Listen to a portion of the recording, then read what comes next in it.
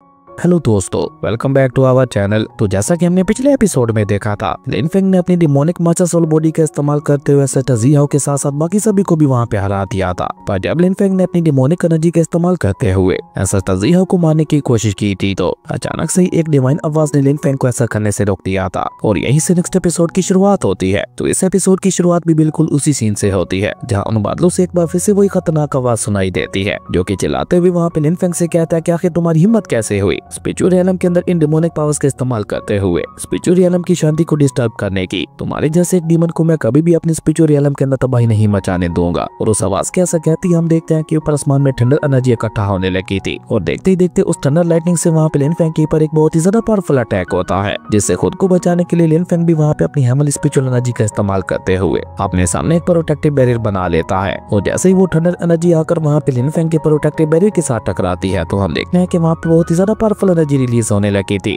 लेकिन उसके बावजूद भी हम देखते हैं कि लिन फेंग अपना पूरा दम लगा कर उस एनर्जी को रोकने की कोशिश करने लगा था। जबकि ये सब देखकर मास्टर ज़िया वहाँ पे खुश होते हुए कहता है, अब तो स्पिरिचुअल रियलम के गार्डियन गॉड भी हमारी मदद कर रहे हैं, अब तो इस लड़के लिन फेंग को मरने से कोई भी नहीं बचा सकता। जबकि वहीं दूसरी तरफ वो एल्डर भी वहाँ पे हैरान होते हुए खुद से ही कहता है, आखिर गार्डियन गॉड यहाँ पे इस लड़के लिन फेंग को पनिश करने के लिए क्यों आ गए? कहीं ये लड़का डिमोनिक रियलम से बिलोंग तो नहीं करता? मुझे तो इसकी डिमोनिक माचा सोल बॉडी को देखते हुए यही लग रहा है, क्योंकि अगर ऐसा ना होता तो गार्डियन गॉड इस लड़के को पनिश करने के लिए खुद यहाँ पे क्यों आते? जबकि वहीं दूसरी तरफ हम देखते हैं कि लिन फेंग ने अपने प्रोटेक्टिव बैरियर का इस्तेमाल करते हुए उस थंडर लाइटिंग वाले अटैक को भी पूरी तरह से डिस्ट्रॉय कर दिया था, जो देखकर तो अब गार्डियन गॉड को भी वहाँ पे काफी ज्यादा गुस्सा आ चुका था। और देखते ही देखते गार्डियन गॉड ने वहाँ पे अपनी एनर्जी को इकट्ठा करते हुए दोबारा वहाँ पे लिन फेंग के ऊपर एक बहुत ही ज्यादा खतरनाक जानलेवा हमला कर दिया था। और उसी के साथ साथ उन क्लाउड्स ने वहाँ पे इकट्ठा होते हुए गार्डियन गॉड का रूप भी ले लिया था। और जब गार्डियन गॉड रूप लेने के बाद अपनी आंखें खोलता है, तो उसकी नजर सीधा वहाँ पे लिन फेंग के ऊपर पड़ती है, जिसे देखकर ये बेचारे गार्डियन गॉड की आंखें वहाँ पे बाहर आने को हो चुकी थी। और सबसे पहले गार्डियन गॉड जल्दी से वहाँ पे अपने अटैक की दिशा को मोड़ता है, जिसके चलते लिन फेंग वहाँ पे बिल्कुल एंड समय पे बच गया था।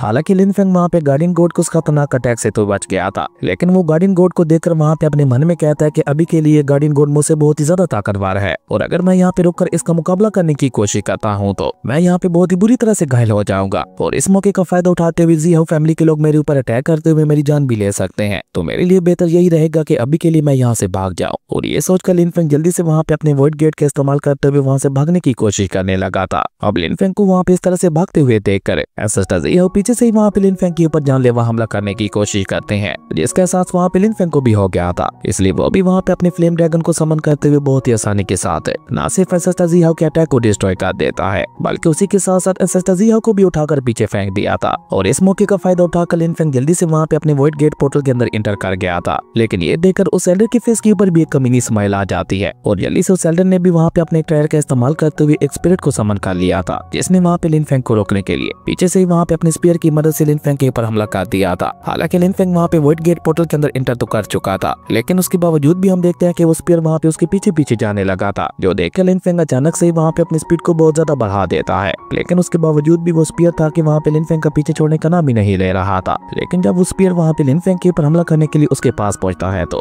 लिन फेंग ने अचानक से अपनी स्पीड को स्लो करते हुए वहाँ पे उस स्पीयर के अटैक को डॉज कर दिया था, जिसके चलते वो स्पीयर वहाँ पे लिन फेंग से आगे निकल गया था। और जब वो स्पीयर दोबारा वहाँ पे लिन फेंग के ऊपर हमला करने के लिए वापस मुड़ने की कोशिश करता है, तो वो वहाँ पे स्पेस टनल के साथ टकरा गया था, जिसके चलते हम देखते हैं कि स्पेस टनल के अंदर एक बहुत बड़ा एनर्जी ब्लास्ट हो गया था। और उस एनर्जी ब्लास्ट के चलते उस स्पेस टनल के अंदर एक और स्पेस क्रैक ओपन हो गया था, जिसने अचानक से वहाँ पे लिन फेंग को अपने अंदर खींचना शुरू कर दिया था। और उस स्पेस क्रैक की एनर्जी इतनी ज्यादा थी कि लिन फेंग भी वहाँ पे खुद को उसके अंदर जाने से नहीं रोक पाता, और देखते ही देखते लिन फेंग सीधा वहाँ पे स्पेस क्रैक के अंदर चला गया था, जिसके अंदर जाते ही लिन फेंग का बनाया हुआ वॉइड गेट भी वहाँ पे डिस्ट्रॉय हो चुका था, जो देखकर ज़ी फैमिली के एल्डर वहाँ पे हैरान होते हुए कहता है कि ये क्या हो गया, क्या वो लड़का लिन फेंग मारा गया है? जिस पे एक दूसरे एल्डर उसे वहाँ पे जवाब देते हुए कहता है कि वो ब्लास्ट बहुत ही ज्यादा खतरनाक था, और मुझे नहीं लगता वो लड़का लिन फेंग उसे सर्वाइव कर पाया होगा। लेकिन अगर लिन फेंग इस खतरनाक ब्लास्ट के बावजूद भी बच जाता है, तो कुछ सालों के बाद वो और भी ज्यादा ताकतवर बन जाएगा और वापस आकर सबसे पहले हमारी ज़ी फैमिली को ही डिस्ट्रॉय करने की कोशिश करेगा। तो इसलिए यही दुआ करो कि उस खतरनाक ब्लास्ट की वजह से लिन फेंग मारा गया हो, क्योंकि अगर लिन फेंग बच भी गया होगा तो अभी के लिए तो हमें ये भी नहीं पता कि आखिर वो गया कहाँ होगा। जबकि वहीं दूसरी तरफ हम देखते हैं कि एंसेस्टर ज़ी गार्डियन गॉड को रिस्पेक्ट पेश करके उनका शुक्रिया अदा करते हुए कहते हैं, सीनियर आज आपने बिल्कुल सही समय पे आकर मेरी ज़ी फैमिली को डिस्ट्रॉय होने से बचा लिया, इसके लिए मैं और मेरी पूरी ज़ी फैमिली आपकी शुक्रगुजार है। अब एंसेस्टर ज़ी के पीछे पीछे वो दूसरे स्पिरिट भी वहाँ पे गार्डियन गॉड का शुक्रिया अदा करते हुए उनसे कहता है, गार्डियन गॉड मैं भी आपका शुक्रिया अदा करना चाहता हूँ, क्योंकि क्या सिर्फ आपकी वजह से ही हमारे स्पिरिचुअल गॉड की शांति बरकरार है।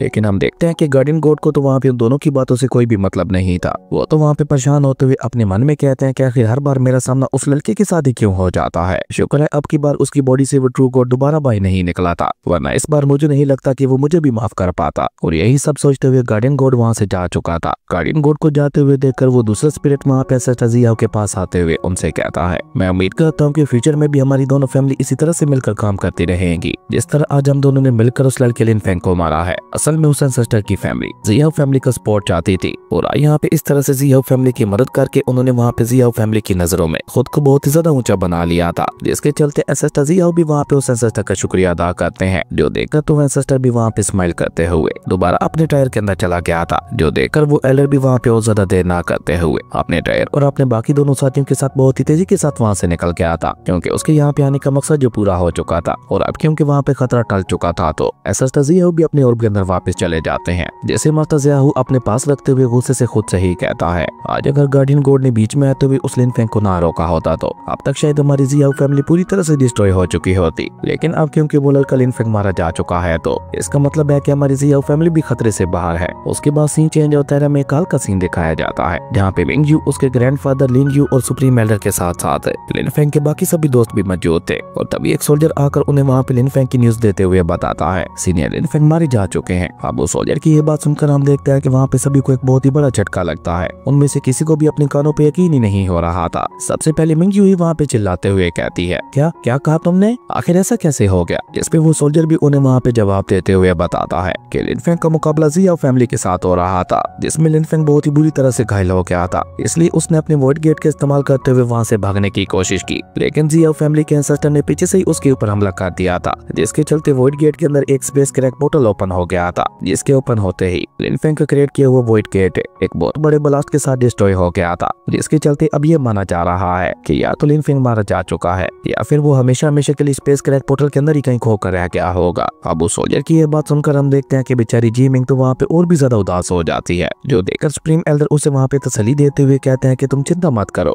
वॉइड गेट को बनाने वाला कोई और नहीं लिन फेंग ही था, इसलिए मुझे नहीं लगता कि वो अपने ही वॉइड गेट के अंदर मारा जा सकता है। जिसपे वो सोल्जर अपना साथ झुकाकर दोबारा उन्हें वहाँ पे जवाब देते हुए बताता है कि एंसेस्टर ने अपने स्पीयर की मदद से वहाँ पे लिन फेंग के ऊपर एक बहुत ही ज्यादा खतरनाक जानलेवा हमला किया था और मुझे नहीं लगता कि लिन फेंग उस खतरनाक हमले से बच पाया होगा। जिसपे लिन यू भी उसे वहाँ पे जवाब देते हुए कहता है कि लिन फेंग के बनाई हुई वॉइड गेट के अंदर तो लिन फेंग को चोट पहुंचा पाना लगभग किसी के लिए भी इम्पॉसिबल है, लेकिन हाँ अगर उस स्पीयर ने वॉइड गेट के अंदर वॉइड स्टॉर्म का रूप ले लिया होगा तो फिर कुछ भी कह पाना मुश्किल है, क्योंकि वॉइड गेट के अंदर वॉइड स्टॉर्म ब्लैक होल की तरह काम करते हैं जो कि किसी भी चीज को अपने अंदर खींच लेते हैं। और अगर ऐसा हुआ होगा तो लिन फेंग घायल होते हुए जरूर से किसी और रियल में पहुंच गया होगा। इसलिए हम सभी लोगों को यहाँ पे फालतू की बातों में टाइम जाया ना करते हुए जल्द से जल्द उसे ढूंढने की कोशिश करनी चाहिए। लेकिन सुप्रीम एल्डर उसे वहाँ पे बीच में ही रोकते हुए कहते हैं, नहीं नहीं, हमें इस सब की कोई भी जरूरत नहीं है, हम सभी को लिन फेंग के ऊपर भरोसा रखना होगा। शायद तुम सभी लोग ये बात भूल रहे हो कि लिन फेंग कितना ज्यादा ताकतवर है, इसलिए उसका कोई कुछ भी नहीं बिगाड़ सकता। अभी के लिए हम सभी को यहाँ पे अपना अपना ख्याल रखना होगा, क्योंकि हम सभी लोग लिन फेंग के दोस्त हैं। तो इसलिए हो सकता है कि जियाओ फैमिली हमारे पास आते हुए लिन फेंग की इन्फॉर्मेशन उगलवाने की कोशिश करे, इसलिए अब से हम सभी को बहुत ज्यादा सावधान रहना होगा। खैर उसके बाद सीन चेंज होता है, हमें मिंग फैमिली का सीन दिखाया जाता है जहाँ पे मिंग टियान अपनी बहनों के साथ साथ अपनी माँ के साथ खेल रहा था। और तभी अचानक ही वहाँ पे किन क्यू के फादर मिंग जी भी आ जाते हैं, जो कि वहाँ पे बहुत ही ज्यादा परेशान दिखाई दे रहे थे। वो आते साथ ही वहाँ पे उन लोगों को लिन फेंग के बारे में बताते हुए कहते हैं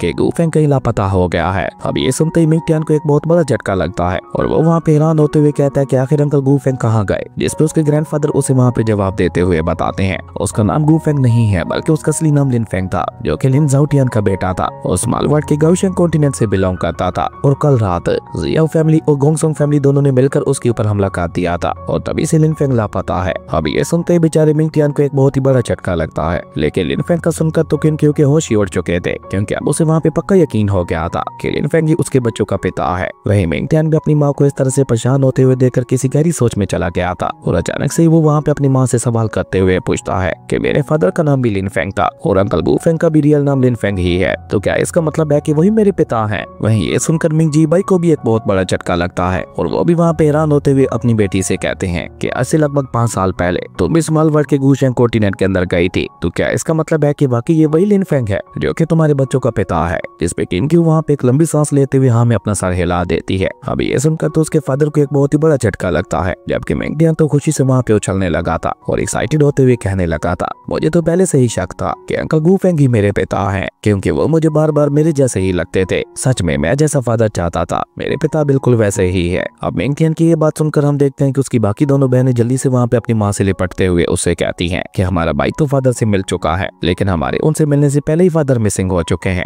नहीं नहीं, हमें भी अपने पिता से मिलना है। और ये कहकर उन दोनों ने ही वहाँ पे रोना शुरू कर दिया था, जो देखकर किम क्यू भी अपनी दोनों बच्चियों से माफी मांगते हुए कहती है, मेरी बच्चियों मुझे माफ कर देना, इस समय मेरी ही गलती है। हालांकि मुझे कहीं न कहीं शक हो गया था कि गू फेंग ही लिन फेंग है, लेकिन उसके बावजूद भी मैं तुम दोनों को उससे मिलवाने के लिए नहीं ले गई। इसमें सरासर मेरी ही गलती है। अब अपनी माँ की ये बात सुनकर तो हम देखते हैं कि उन दोनों ने वहाँ पे और भी जोर जोर से रोना शुरू कर दिया था, और वो दोनों ही वहाँ पे रोते हुए अपनी माँ से कहती हैं, तो क्या इसका मतलब है कि अब हम लोग अपने फादर से कभी भी नहीं मिल पाएंगे? जिस पे मिंग टियन उन्हें वहाँ पे जवाब देते हुए कहता है कि इस तरह से रोना बंद करो, मैं फादर से मिल चुका हूँ और मैं ये बात अच्छी तरह से जानता हूँ कि हमारे फादर कितने ज्यादा ताकतवर हैं। यकीन मानो उन्हें कुछ भी नहीं होगा, उन्हें तो विचुअल गोड्स तक भी फाइट में नहीं हरा पाए थे, तो फिर भला कोई उनको कुछ क्या बिगाड़ सकता है? इसलिए तुम दोनों रोना बंद करो, क्योंकि मुझे पक्का यकीन है कि फादर बहुत जल्द वापस लौटेंगे। वहीं मिंग टियन की ये सारी बातें सुनकर मिंग जी बाई भी वहाँ पे उसकी हाँ में हाँ मिलाते हुए कहते हैं कि मिंग टियन बिल्कुल ठीक कह रहा है, मैं भी लिन फेंग की ताकत को देख चुका हूँ और मुझे पक्का यकीन है कि वो भी जहाँ कहीं भी होगा बिल्कुल सेफ होगा। इसलिए अभी के लिए उसकी चिंता छोड़कर हमें उसके ढूंढने के ऊपर ध्यान लगाना चाहिए। जबकि वहीं दूसरी तरफ हमें एक अलग ही रियलम का सीन दिखाया जाता है, जहाँ माउंटेन से होता हुआ एक कैरेट बहुत ही तेजी के साथ आगे बढ़ रहा था और उस कैरेट के अंदर दो लड़के बहुत ही ज्यादा परेशान दिखाई दे रही थी। तभी वहाँ पे एक लड़की दूसरी लड़की को तसल्ली देते हुए कहती है कि अब बस 600 बिल ही बचा है, उसके बाद हमारा कोई कुछ भी नहीं बिगाड़ पाएगा। जिस पे दूसरी लड़की उसे वहाँ पे जवाब देते हुए कहती है, तुम्हें क्या लगता है कि इस न्यूज को जानने के बाद लोग इतनी आसानी से शांत बैठने वाले हैं? नहीं, मुझे नहीं लगता कि ये खतरा इतनी आसानी से टलने वाला है। और अभी वो दोनों लड़के वहाँ पे इसी तरह से आपस में बातें कर ही रही थी कि तभी अचानक से उनके ईगल के ऊपर कोई आके गिरता है, जिसके चलते उस ईगल का पूरा बैलेंस ही वहाँ पे बिगड़ गया था और वो सीधा नीचे जमीन पे आ गिरा था।